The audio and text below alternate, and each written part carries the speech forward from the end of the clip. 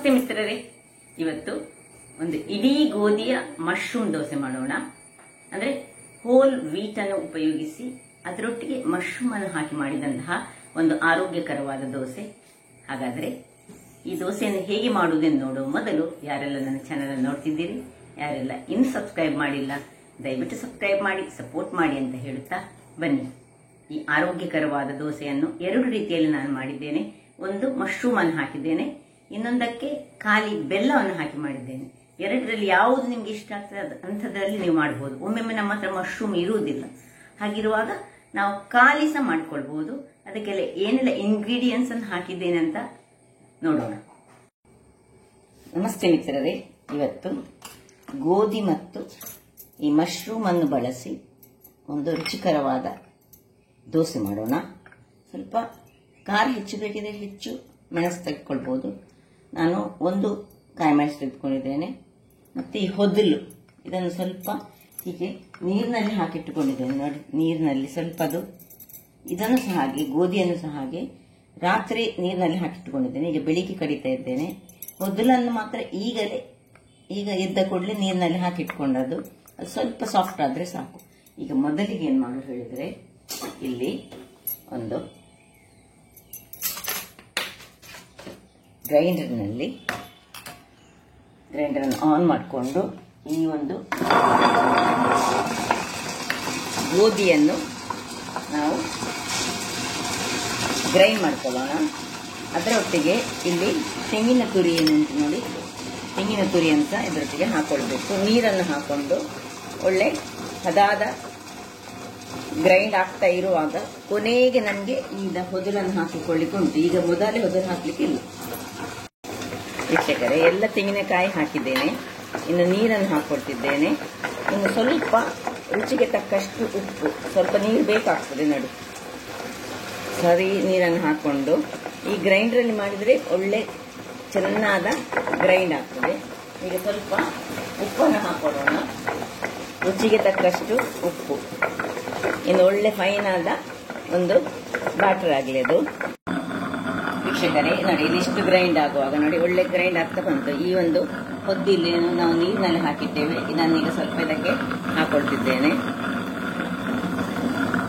ನೋಡಿ, ಹೀಗೆ ಇದು ಈಗ ನೀರಿನಲ್ಲಿ ಸ್ಮೂತ್ ಆಗಿದೆ. ಖಾಲಿ ಒಂದು 2 ಚಮಚದಷ್ಟು ನಾವು ನೀರಿನಲ್ಲಿ ಹಾಕಿಕೊಂಡ್ರೆ ಆಯಿತು.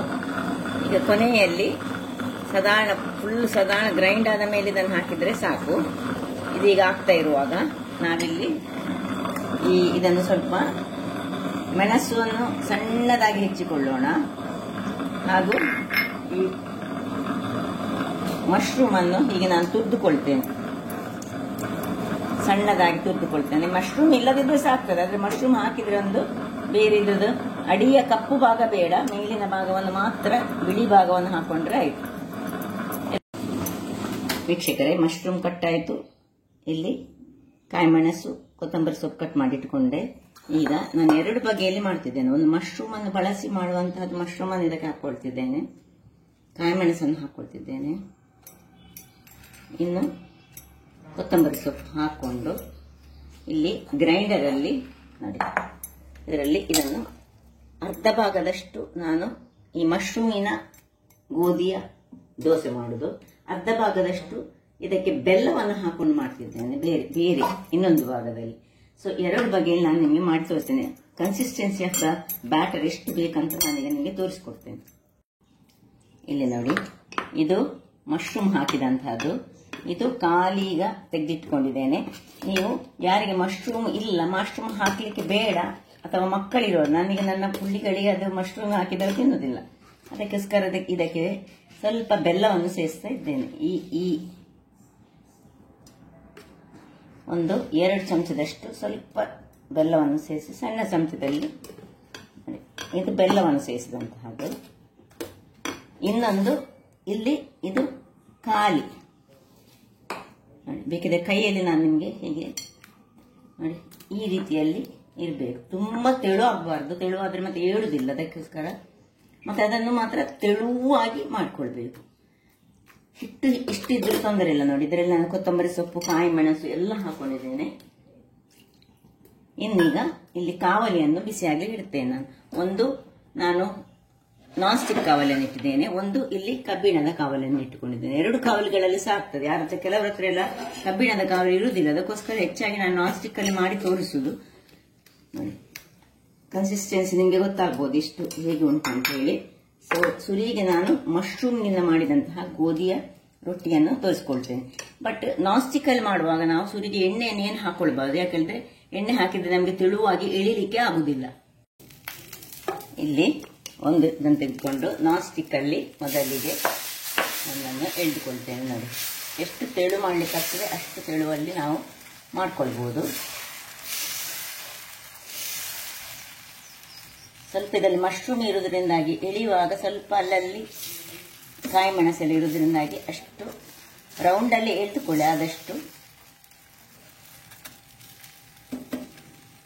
ಇನ್ನು ಮುಚ್ಚಳವನ್ನು ಇದಕ್ಕೆ ಮುಚ್ಚಿಕೊಳ್ಳೋಣ. ಇಲ್ಲಿ ನಾನ್ ಸ್ಟಿಕ್ ಸಹ ಕಾದಿದೆ, ಅದರಲ್ಲಿ ಸಹ ಇದರಲ್ಲಿ ತೆಳುವಾಗಿ ಎಷ್ಟು ಸಹ ನೋಡಿ.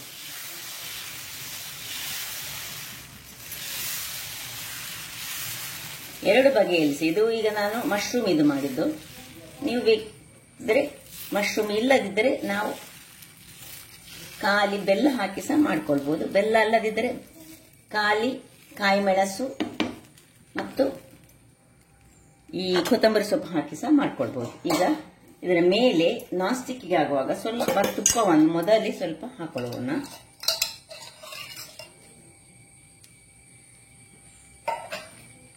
ಮತ್ತೆ ಸ್ವಲ್ಪ ಸೈಡ್ಸ್ಗೆ ಹಾಕೊಳ್ಳೋಣ. ಇದು ಇಲ್ಲಿ ಮುಚ್ಚಳ ಮುಚ್ಚಿ ಬೇಯಿಸ್ಕೊಳ್ಳೋಣ. ಇಲ್ಲಿ ನೋಡಿ ಕಬ್ಬಿಣದ ಇದಕ್ಕೆ ಸಹ ಹಾಗೆ ತುಪ್ಪ ಅಥವಾ ಎಣ್ಣೆ ಯಾವ ಸಹ ಆಗ್ತದೆ ನಿಮಗೆ ಬೇಕಿದ್ದಷ್ಟು. ನೋಡಿ, ಸೈಡ್ಸಿಗೆ ಸುರಿಗೆ ತುಪ್ಪ ಹಾಕೊಳ್ಳೋಣ.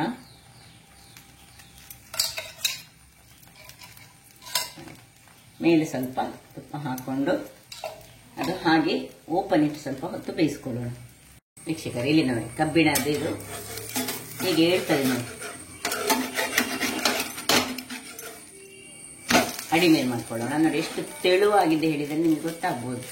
ಇದು ಸ್ವಲ್ಪ ಕಾಯಲ್ಲಿ ಅದು ಅಡಿಮೇಲೆ ಮಾಡಿದ ಮೇಲೆ ಇಲ್ಲಿ ನಾನ್ ಸ್ಟಿಕ್ ಇದ್ದು ನೋಡಿ ಇದು ರೆಡಿ ಆಗ್ತಾ ಉಂಟು. ಇದನ್ನೀಗ ಅಡಿಮೇಲೆ ಮಾಡ್ಕೊಳ್ಳೋಣ.